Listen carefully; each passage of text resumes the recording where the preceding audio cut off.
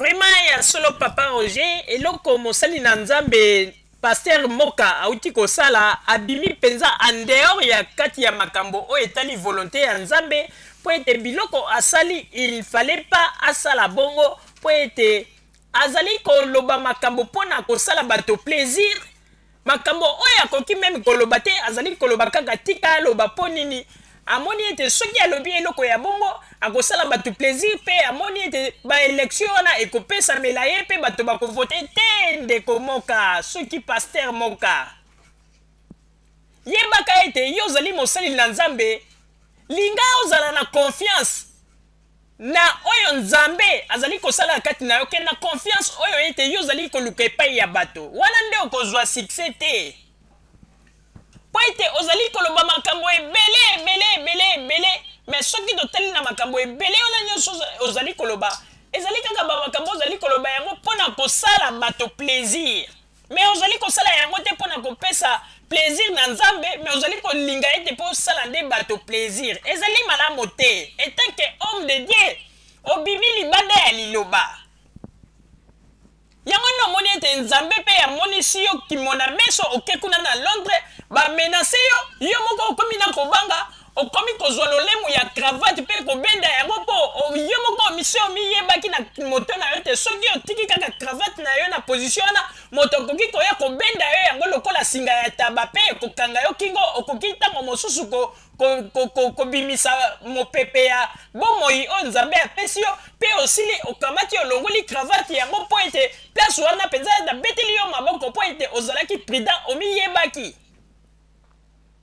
yango ete tozali koyebisa ete bandeko ba bolingo tozali koloba yango ntango nyonso mokonzi ya mboka ata azali mabe ata azali na makambo na ye ya mabe mais epesameli yo te nguya soki nzambe atindi yo te oleka liboso ya bato obanda koloba n'importe quoi mpona mokonzi ya mboka alors que etanke un homme de dieu soki yo un homme de dieu okomi koloba babiloko ya bato ya biloko ya boye mpona kosalir personnalité ya mokonzi ya mboka okokende koloba bamakambo oyo ozali meme na bapreuve na yango te mpo kaka okoti na lingomba ya bato oyo bazali kolobaloba n'importe quoi Joseph Kabila nayebi ete yo nde moto bomaki Arma Tungulu nayebi ete yo nde moto bomaki Chebeya koloba babilobele ezanga ntina yo mpenza ndenge okanisi ndeko Moka yo okanisi soki ozwi mboka lokola Congo okanisi yo ntongo obandi kokamba Congo okozala na baopposa te yo okanisi soki obandi kokamba mboka lokola Congo okozala na bato oyo te bakobanda koya ntango mosusu kosala bamakambo oyo mpe ezali kosepelisa yo te mpe osali bambeba epuis ozali kobeta bahistoire mosusu bainvasion na bainvasion oke kokosa nini ozali koloba nini te ano bakangaki bino bozalaki soki au nombre de combien bato wana nyonso bamemaki bino soki kote nini yango babomi bato nyonso wana ekomi na tour na yo policier azwi monduki ya tiebo te botika bainvasion ya pambapamba wana po ete soki mobeko ese ekwei ke baboma bato tondimi te ke policier akoki koloba ete azwa monduki na ye tiebo ebongo policier wana akoloba nini epai ya basupérieur na ye te tika babiloko pamba okomi nde koloba makambo mosusu mpe okomi kokosa ezali malamu mingi te alors yango na tolobi soki bamakambo oyo olobi ezali ya solo tangela biso bakongole maintenant bakombo ya bato wana misusu baboma mpe biso tosala bankete toluka bafamille ya bato wana totuna bango soki ya solo bato na bango baboma bango bamonaka bango te bakufa po ete lokuta ekomi mingi yango tosengi na Mese Moka atanga bakombo ya bato wana mpe aloba bakombo na bango biso tokosala barecherche toyeba mpenza soki ya solo Kabila apesaki autorisation baboma quelques personnes oyo bazalaki na prison mpe ye Mese Moka mbala moko policier azwi mondoki na ye tieboye mpona koloba ete non nakoboma ye te mpo ete namoni te tala oyebi comédie ekomi mingi nepai ya bakongolais comédie ekomi mingi meme okomona mpe na mosali na nzambe soki azali kokosa koyeba te soki azali koloba ya solo mpe soki azali koloba lokuta bato mingi balingi kozwa basalite na bango kopakola yango epai ya président Joseph Kabila ezali malamu te azali quand même président na biso tozali komona makambo minene azali kosala na kati na mboka na biso pourquoi tokoki kopesa ye ata minimum ya respect te Même Bible écoute ezali koloba ete ozali na droite ya koloba mabe ya mokonzi na ya mboka liboso ya bato koganga yango liboso ya bato Bible ezali koloba yango. Mais mpona nini tolingi kopesa Joseph Kabila respecté yango tozali kocomprendre te ye nde moto asungisi mabe nyonso tu ya mokili bamakambo oyo mosusu Joseph Kabila azali kosala na mboka tomoni ata esika te moto abeteli ye maboko tala ndenge nzambe akomi koconfondre bato mosusu bandeko babolingo ngwanda yeyo abandaki koya kokosa bato na este kuna boya azali kolakisa bato bafoto me lelo baverité ekoyebana epai ya bras droit na ye nzoka nde ngwanda azalaki na contact na baiteramo kuna na este na bautu banini ezalaki komona ngwanda aza kokomande bango boke na village bo bakosala sanduma babomi bato baviole bato bazwi bakangi bafoto batindeli ye lelo baverité ekomi koyebana bomoni bamakambo après azali kokanga ba rwandais banini nzoka nde moko kaka azali koboma kaka ba peuple congolais azali libanda ya mboka mais azali kocontinue kaka koboma ba peuple congolais bomoni makambo ndenge ezali koleka na mboka na biso yango nde tolobaki nzambe akoconfondre bato nyonso yango toyebisi ete bomoni ndenge monsieur moka lokola azali kotambola na lolenge oyo nzambe alingili te tala ndenge bake kosala ye sanduma na londres bazwi na telefone nde babotoli bakomi koyeba na basekret na ye mosusu ti bakomi kokosela ye makambo azalaki na bapriere moko ya bamagie atie yango na kati na bible